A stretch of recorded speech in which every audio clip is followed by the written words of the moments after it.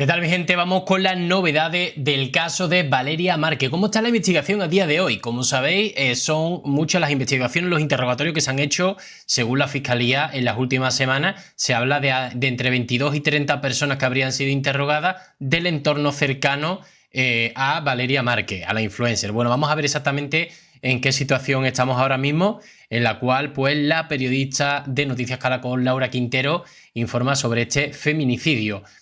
También hemos estado viendo un podcast en otro vídeo en el cual se explicaba el tema del feminicidio, que si el chico que la desvivió era por encargo, que no se podía decir feminicidio, es decir, al ser un encargo, ese hombre podría haber desvivido a un hombre o a una mujer, o sea, que no le quita la... O sea, no la desvive, es que hay que usar las palabras de esa manera, perdonadme, que no se le quita del medio, ¿vale?, porque sea una mujer, sino por un encargo. Y se dice que por el hecho de haber sido un hombre, es un feminicidio, dentro de la palabra feminicidio ya hay varias variantes, pero que en este caso, por un hombre haber decidido a una mujer, es un feminicidio, ¿vale? Dicho esto y aclarado este punto, que es bastante interesante, que va a ser un feminicidio ya de todas maneras, porque sí que es verdad que en el vídeo sabemos, aunque no lo vemos, que es el repartidor el que la desvive, y Erika está presente, aunque bueno, de Erika me fío bastante poco, pero bueno, vamos a ello.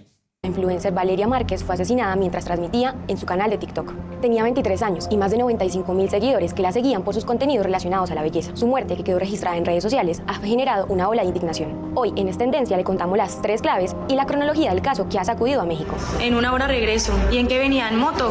No sé, me iban a levantar. Ok. El asesinato se produjo justo al caer la tarde, sobre las 6:30 p.m. en un salón de belleza del que Márquez era propietaria. El local comercial está localizado en Zapopan, un suburbio de Guadalajara, en la capital de Jalisco. Según se observa en videos difundidos en redes sociales, la influencer estaba realizando una transmisión en vivo cuando recibió múltiples disparos y se desvaneció.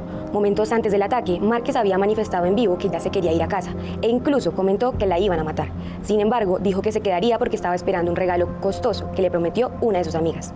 2 de estas fueron nombradas durante la transmisión, Vivian y Erika, la última siendo su empleada. De acuerdo con los primeros reportes de la Fiscalía de Jalisco, un hombre entró disfrazado de repartidor y le disparó a la mujer. Este mismo domiciliario había llegado al establecimiento minutos antes, le entregó un café, un peluche y le preguntó su nombre a la víctima. Minutos después, llegó y la atacó. Hay una investigación, se está trabajando para poder encontrar pues primero a los responsables y el móvil de por qué fue esta situación. Y es muy... pues obviamente nuestra solidaridad con su familia. Miles de comentarios, reacciones e hipótesis surgieron de inmediato, unas señalando a sus amigas y otras hablando que el homicidio habría estado relacionado con el crimen organizado, además de ser planeado por el poderoso cartel de Jalisco Nueva Generación, que tiene su base de operaciones en el estado. Al parecer, señalan que su expareja sería uno de los presuntos cabecillas del grupo. Pese a la información, las autoridades dictaron que este caso no está relacionado al narcotráfico y desde el principio se está dictando con los protocolos de un feminicidio. Bueno, hay que recordar también que un político fue decidido en el mismo día y que podría tener relación con este caso. Ojito, con esto, Valeria se suma a una cifra más de las víctimas de violencia de género en México, una problemática por la que, según la ONU, asesinan en promedio a 10 mujeres o niñas por día. De 1997 al año 2005, más o menos, el promedio de mujeres asesinadas por año era de 34. Del 2006, que el 2006 es un parteaguas en el país, ¿no?, por la agudización de la violencia en general, pero particularmente en contra de las mujeres, se incrementa a 78. Entonces, si te das cuenta, pasa de 34 mujeres asesinadas diariamente a 78, que más o menos es del 2006 al 2010. El 2010 es la década en donde rebasamos el centenar de mujeres, ¿no? A partir del 2010, más de 100 mujeres son asesinadas al año en Jalisco y es la década, pues, porque en el 2020, desde el 2018-19, comenzamos a rebasar los dos centenarios, ¿no? Más de 200 mujeres son asesinadas cada año en Jalisco. Entonces, ese es el contexto que vivimos, el de violencia contra las mujeres. Pero o sea, que en vez de ir hacia adelante, vamos hacia atrás. Yo creo que lo que os digo, seáis de donde seáis, no permitáis que un hombre os ponga la mano encima, que os grite, que os violente, lo más mínimo. Cuando veáis la primera actitud, salid corriendo, además, pedir ayuda. A propósito del asesinato de Valeria, se ha significado en los últimos años porque ya no es solo que las priven de la vida, sino cómo las privan de la vida. Ese es el contexto de violencia que se vive en México, en el país, pero particularmente en Jalisco, que es la sede de la criminalidad, que ahorita tiene una vigencia y un papel muy importante, no solo en el país, sino que incluso en el resto de América Latina, con una presencia cada vez mayor, y se nota la presencia de este cártel en la región, en América Latina y el Caribe, por los niveles de violencia que comienzan a presentarse en algunos lugares, ¿no? De violencia contra las mujeres, por supuesto, pero de violencia en general, de ejecuciones, de desapariciones. Los feminicidios en México y en el estado de Jalisco no son un hecho aislado. Según datos de enero a marzo del 2025, se han registrado 162 asesinatos de mujeres en razón de género. Jalisco ocupa el tercer lugar. En el caso de Valeria, hay toda una serie de violencias que se ejercen contra ella antes, durante y después de su asesinato, ¿no? Antes, durante y después, imagino que se refiere al ramo de flores, ¿no? Es decir, el recochineo de pedirle perdón cuando ya la han desvivido. Y que ahí también hablamos de esas violencias institucionales, de las violencias sociales, ¿no? De las violencias mediáticas también, y que tienen que ver con su condición de ser mujer, ¿no? Por ejemplo, uno de los comentarios que a mí me impresionó muchísimo, casi inmediatamente después de que se diera a conocer su asesinato en vivo, todo, es que de los primeros comentarios eran: ahora sí, el forense se va a dar una gran noche, ¿no? Entonces, ¿a quién se le ocurre pensar de alguien que acaba de ser asesinada y mirarla así solo como un objeto sexual? Mientras no se resuelvan, se atiendan, se sancionen esos casos, se sigue mandando un mensaje de impunidad, ¿no? Ocurren estos asesinatos a plena luz del día, en cámara, en vivo y todo eso, y no hay detenidos, no hay responsables, no hay quien pague en la cárcel una pena por haber cometido estos delitos. A pocos días de cumplir un mes en la investigación, audios, chats y nuevos testigos han salido a la luz para dar un nuevo giro a la investigación. Aquí le explicamos en 3 claves lo último en el caso. Lo primero es la hipótesis que manejan las autoridades del crimen. Los videos de hacia dónde huyeron, porque tomaron, cuando agreden a esta influencer, a Valeria, toman 2 rutas distintas en 2 vehículos distintos, en una motocicleta y en un automóvil blanco. Toda la información de a dónde huyeron, cómo se desplazaron, todo se dio por medio del C5. O sea, las cámaras funcionan y funcionan adecuadamente. De acuerdo con Denis Rodríguez, vocero de la Fiscalía, el autor material del homicidio no tendría ningún tipo de relación con Valeria y de hecho no había ido solo. Conforme con videos de cámaras de seguridad bajo el poder del Estado, el hombre ingresó al salón mientras estaba acompañado de otro individuo que lo esperaba en una motocicleta. El gobernador de Jalisco, Pablo Lemus Navarro, mencionó en rueda de prensa que estas personas tomaron 2 rutas distintas en 2 vehículos para huir, la motocicleta y un automóvil blanco.